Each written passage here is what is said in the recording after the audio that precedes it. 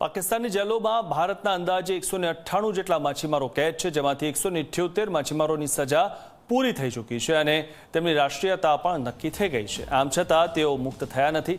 માછીમારોમાંથી 10ની સજા જુલાઈ 2021માં, 115ની March 2022માં, 21ની November 2022માં અને 10ની જાન્યુઆરી 2023માં અને 22 માછીમારોની સજા જુલાઈ 2024માં પૂર્ણ થઈ ચૂકી છે।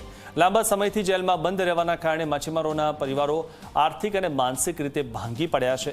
પાકિસ્તાની જેલોમાં નરકાગાર જેવી સ્થિતિ ભોગવી રહેલા 7 થી 8 માછીમારો ગંભીર રીતે બીમાર પણ છે અને ત્યાં તેમને પૂરતી સારવાર મળતી નથી, જેના કારણે દર વર્ષે અંદાજે 4 થી 5 ભારતીય માછીમારોના મૃત્યુ થાય છે। ત્યારે ઓગસ્ટ માસમાં ભારત અને પાકિસ્તાન બંને દેશોના સ્વતંત્રતા દિવસ પૂર્વે માનવતાના ધોરણે આ માછીમારોને મુક્ત કરવા માટે પત્ર લખવામાં આવ્યા છે।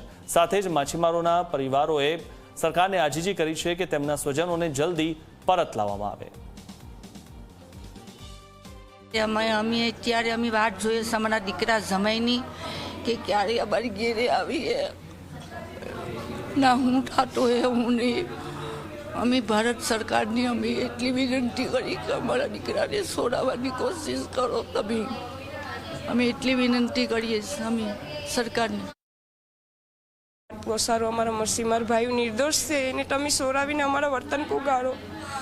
અમારા બચ્ચાની હાલત ખરાબ હોય, હારી હોય, ખાતા હે, પીતા હે, અમીને કોઈ જાતનું વાવર આવતા નથી, કોઈના ફોન થતા નહીં, એના ચહેરા અમે જોતા નથી। અમારા બચ્ચાને છોડાવીને અમારા વર્તન પુગાડો। પાકિસ્તાન સરકારને બી કહે, ભારત સરકારને પણ કહે, અમારા બચ્ચાની અમને બહુ જરૂર છે। અમે મજૂરી કરીને અમારું પેટ ગુજરાન કરીએ છીએ।